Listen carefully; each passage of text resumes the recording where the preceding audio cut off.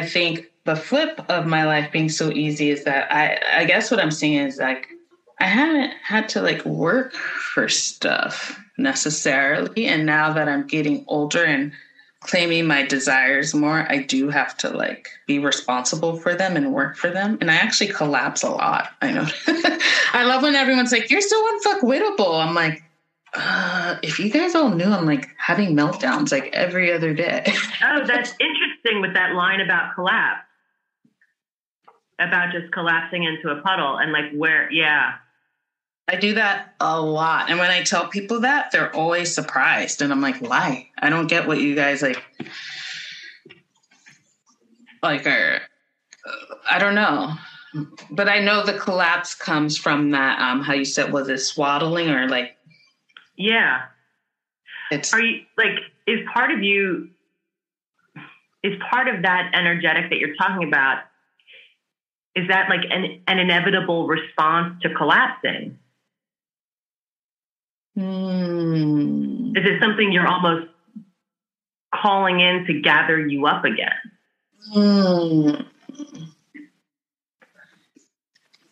Wow, yes, but it's not helpful. And actually, talking about this out loud, I realized the collapse I'm feeling is the collapse that I didn't get to have younger. It's like this way I'm like, honestly, it can be a way of nourishing yourself. I think I don't frame it that way. I think it makes me feel ashamed and like, yeah, that's true. Because you even said something about what's in the juicy, juicy puddle. Yeah. And I think when I am the juicy, juicy puddle, something that feels wrong. So what do you think keeps you from self-compassion there?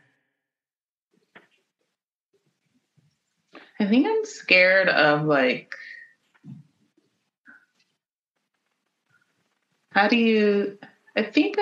was very geared on functioning. We all are. We're trained to be good. So it's like, how am I going to function in the juicy, juicy puddle? I think it's how you function once the juicy, juicy puddle recongeals.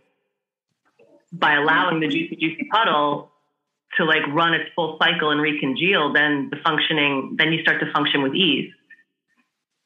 Like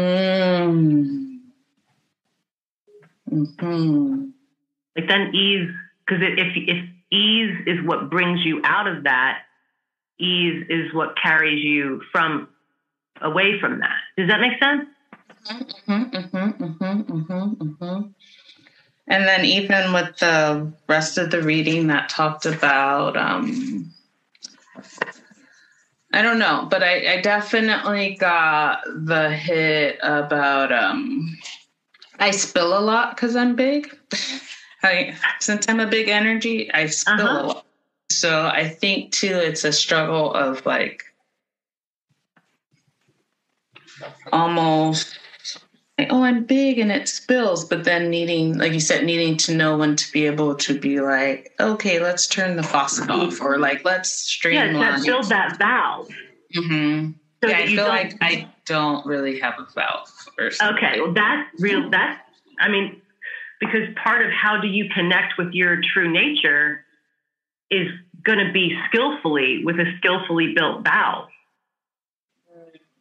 Do you know what I mean? Like, how do I connect with my true? Well, you are already connected to it, but there's still the agility piece will come more easily with a valve.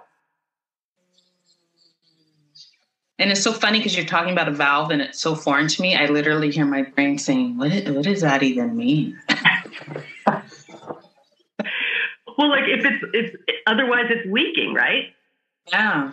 If you're leaking all over the place, like then so much gets squandered while you're looking away. You know what I mean? Like, right. Can you come back into your body and allow that to be amplified, but also skillfully directed?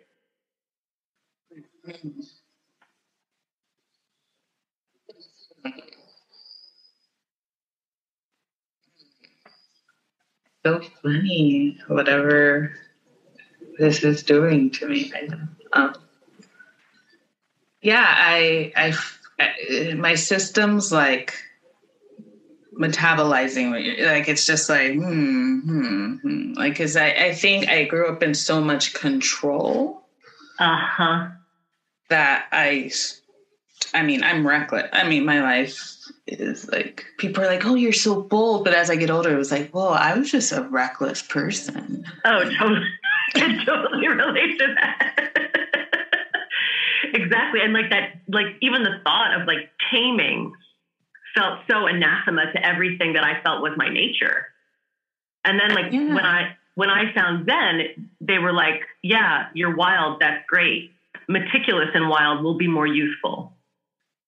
And I was like, oh. I was like, okay. Oh, you didn't feel like you were giving something up? Oh, I did. I felt like I had to absolutely surrender. I had to absolutely surrender to those forms, which were so young and so strict.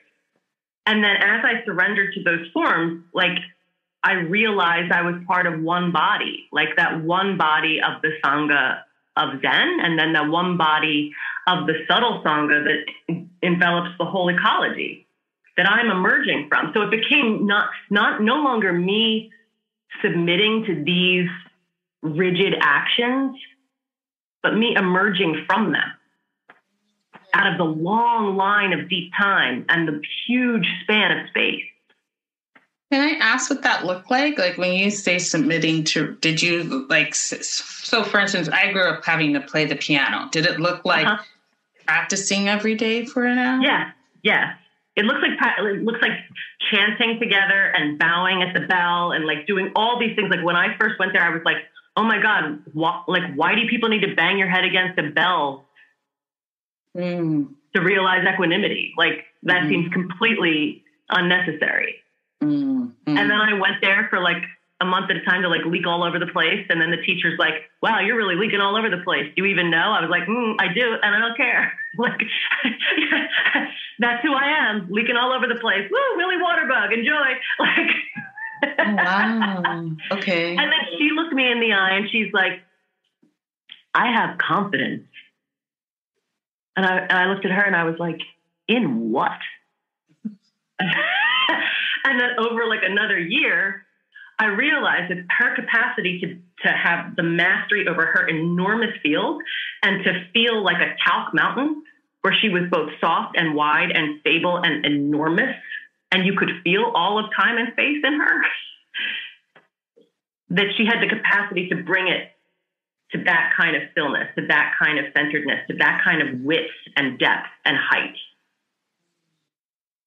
And I was like, oh, confidence emerges. Confidence is an emergent property. There's no performance whatsoever in it.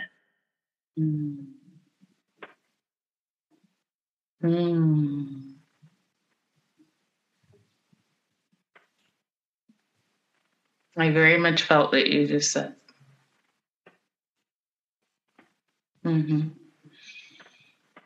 Thank you. Yeah, I feel like I have like the depth and the height and not the width or something. Like my scale's off. Right, some layer. I don't even quite know which part, but yeah. I do have a sadhana, and it's so funny. I did realize one day, like, oh, all the things I wish I could be if I just sat down and did them, I would be the person doing the things I wish I could be doing. Well, there's the vow. Oh. There's the vow. Yeah. Yeah, but for some reason I don't do those things. I just think about them. You know what I mean? Because it's more fun to go, to leak on social media and like leak that energy and get that hit of like friction and be like, oh, that's delicious. That's fun. Because I mean, the trickster is holy.